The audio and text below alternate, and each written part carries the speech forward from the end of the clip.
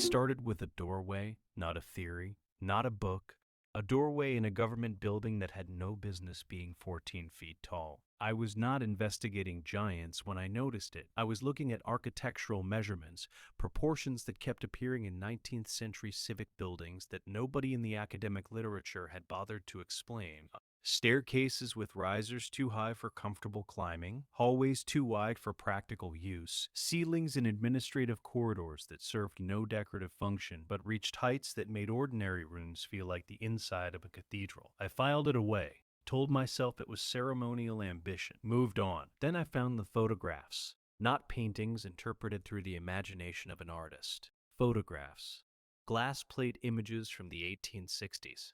Tin-type prints from the 1870s, actor, cabinet cards from the 1880s, and in those photographs, authenticated chemically consistent with their stated period, produced before any technology existed to alter them convincingly, human beings standing at heights that should not be possible. 8 feet, 9 feet, in at least a handful of documented cases, taller, not performing, not posed as spectacles, standing in formal portrait settings wearing the ordinary clothes of their era, surrounded by family members of completely normal height, looking directly into the camera with the patient expression of someone who has sat for photographs before and expects nothing remarkable about the experience. That expression is what I cannot stop thinking about, not the height, the ordinariness. These individuals did not believe they were extraordinary. The photographers did not treat them as extraordinary. The people standing next to them did not lean away or stare. Whatever these people were, in the world they inhabited, they were normal. And then in the space of a single generation, they were gone. From the photographs, from the newspapers, from the institutional records, from the physical spaces they apparently occupied. And nobody in 130 years of scholarship has asked why. I want to be precise about my position before we go further. I am not someone who arrived at this investigation looking for confirmation of something I already believed. I came to it through the architecture, through measurements that did not add up, and official explanations that, the closer I examined them, dissolved on contact with the actual physical evidence. The standard explanation for oversized architectural features in 19th century buildings is aesthetic intent. Grand proportions signal power. High ceilings imply importance. Oversized doors communicate institutional authority to visitors. These are real principles of architectural psychology, and I accept them as far as they go. They do not go far enough. Aesthetic proportion is applied at entrances, at reception halls, at the ceremonial spaces where visitors form their first impressions of an institution. It is not applied in back corridors, in administrative filing rooms, in the internal stairwells used only by the people who work there every day. Nobody designs a working staircase with risers that force daily staff to stretch uncomfortably with every step for aesthetic reasons. Nobody installs 14-foot doors in the back hallways of a courthouse because they want to impress someone, unless the people using those spaces were not the same size as the people who now work in them. That is the question I could not walk away from. And once I started pulling that thread, once I started connecting the architectural measurements to the photographic record, to the newspaper archives, to the institutional collection practices of the Smithsonian, the picture that emerged was not the one I expected to find. It was larger.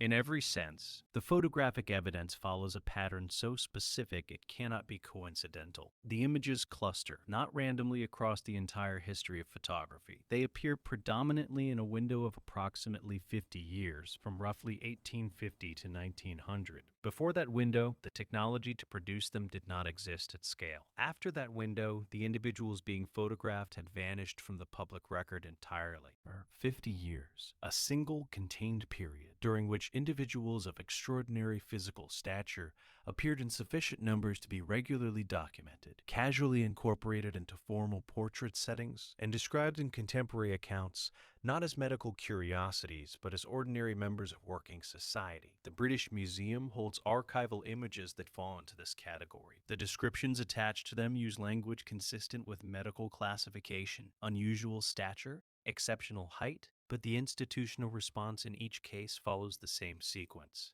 The image is cataloged, it is filed, a classification is noted, and the investigation stops there. No follow-up, no research program, no attempt to understand why individuals of this scale appeared in such numbers during this specific period. The Smithsonian pattern is more troubling. References to persons of unusual stature appear in their correspondence records from the late 19th century. The language is careful, acknowledging physical reality while simultaneously containing it within a framework that requires no further examination. Medical anomaly, genetic outlier, the category that means noted, filed, forgot. French institutional archives show the same images, the same classification language, the same absence of follow-up investigation. Russian imperial records from the same period reference individuals of exceptional size serving in specific ceremonial and administrative functions within the imperial apparatus, not as performers, as functionaries, people doing jobs. 4 separate institutional traditions, 4 separate countries, 4 separate archival systems, all responding to the same category of evidence in precisely the same way. Acknowledge, classify, do not investigate. That uniformity of non-response is itself evidence of something. Institutions do not independently arrive at identical patterns of deliberate incuriosity. Not across 4 countries with competing political systems and no coordinated archival policy. Unless the incuriosity was the point, let me show you what the architectural evidence actually demonstrates when you examine it systematically rather than building by building.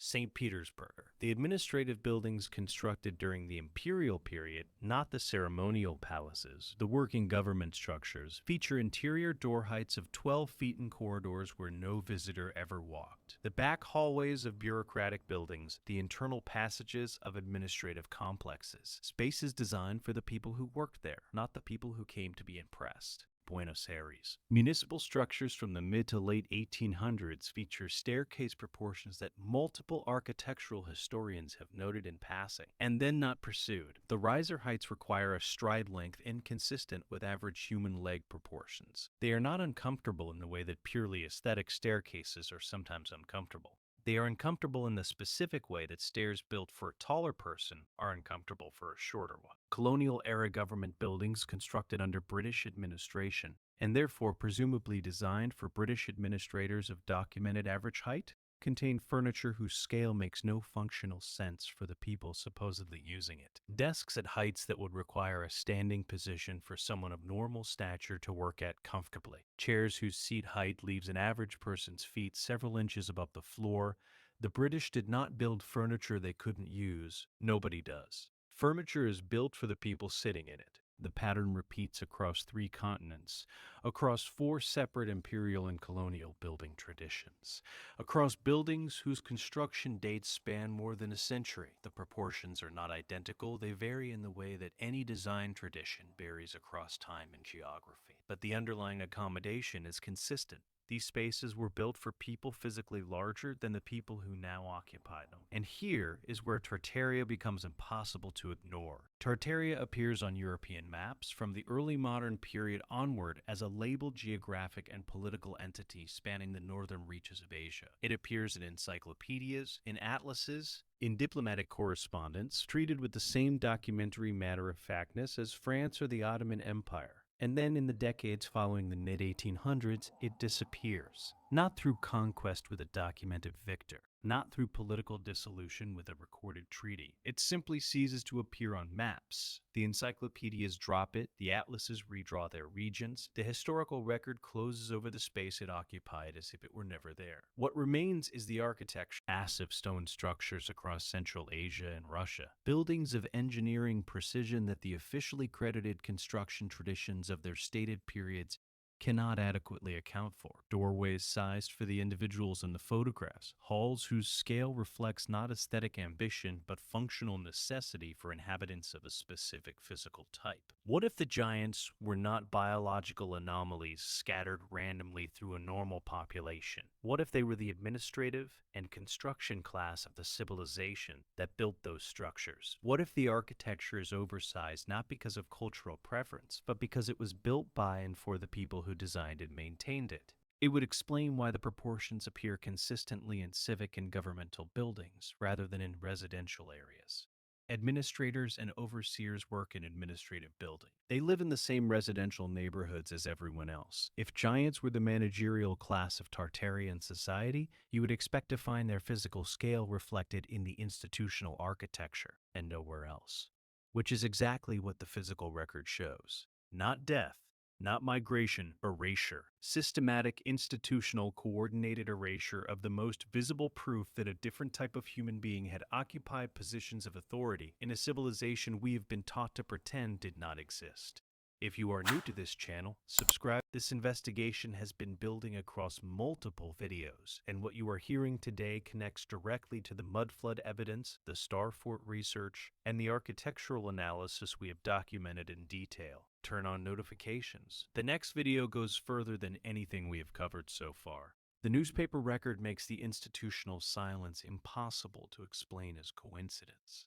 Throughout the second half of the 1800s, mainstream newspapers across the United States, not fringe publications, not sensationalist tabloids, the New York Times, the San Diego Union, regional papers with documented editorial standards, regularly reported the discovery of oversized human skeletal remains, not as extraordinary events, as news items, the same category of story as a significant archaeological find or an unusual geological discovery, reported with the factual register of journalists who found the subject noteworthy but not particularly shocking. The accounts are consistent in their physical descriptions. Skeletal remains measuring between 7 and 12 feet in length, found in organized burial contexts, not scattered, not isolated, arranged in ways suggesting deliberate interment by a community that treated these individuals as members deserving proper burial, frequently accompanied by artifacts demonstrating metallurgical and construction knowledge that the officially credited cultures of those regions are not supposed to have possessed. And then, around 1920, the reports stop, not gradually. The frequency does not decline over years, as a fading phenomenon might decline. They stop. The category of discovery that had generated regular news coverage for 50 years simply ceases to produce stories.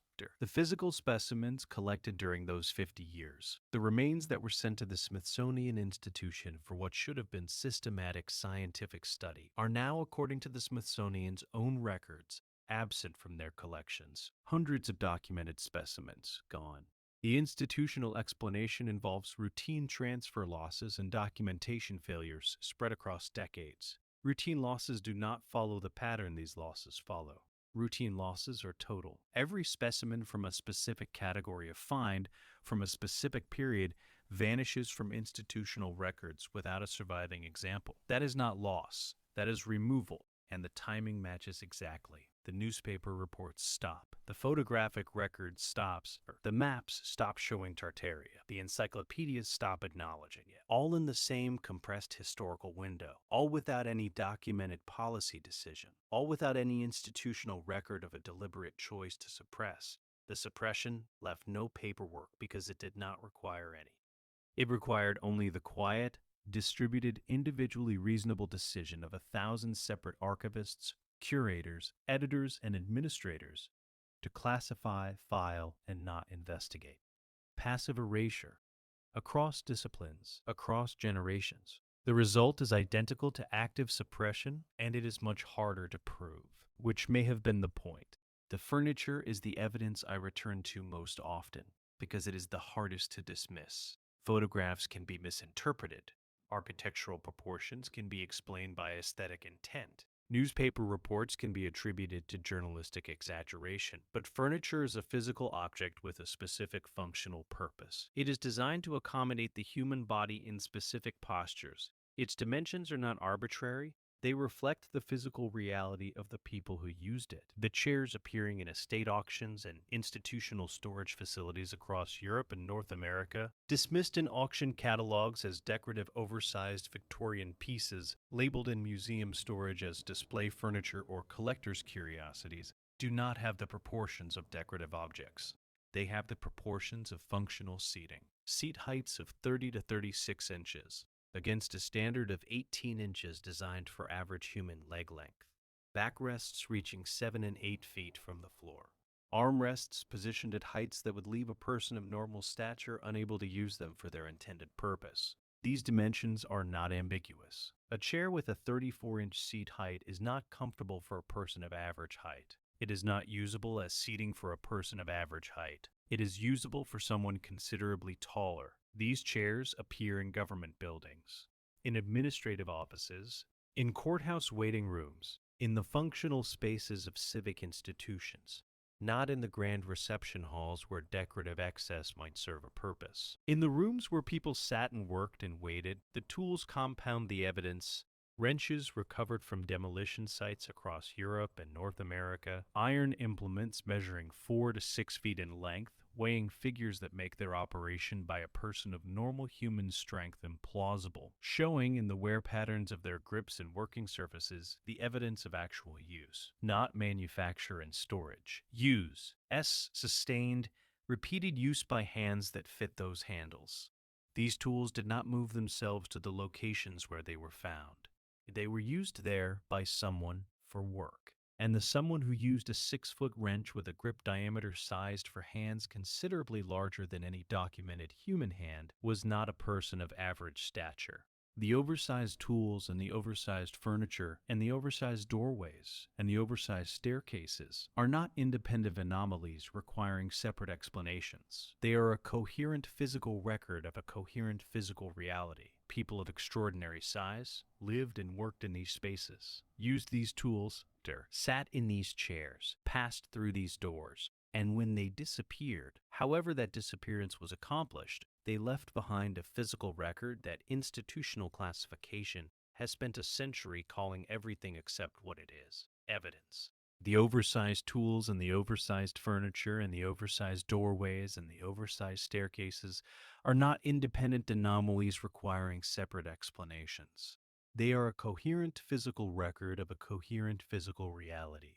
People of extraordinary size lived and worked in these spaces, used these tools, sat in these chairs, passed through these doors, and when they disappeared, however that disappearance was accomplished, they left behind a physical record that institutional classification has spent a century calling everything except what it is: evident. I keep returning to the expression on the faces in the photographs, not the height, the expression. These individuals sat for formal portraits because that is what people did in the 1800s. When they wanted a record of themselves, they dressed in their best clothes. They held still for the exposure time. They looked at the camera with the patient, slightly formal expression that portrait photography of the era produced in everyone. They did not look like people who understood themselves to be remarkable. And that is the detail that makes the erasure so deliberate and so complete. Whatever these people were, wherever they came from, whatever role they occupied in the civilization whose name we have inherited as Tartaria, they were ordinary enough in their own time to have their photographs taken without comment, to work as overseers and administrators without documentation of their physical difference as anything other than a practical attribute of their role. We made them remarkable by erasing them.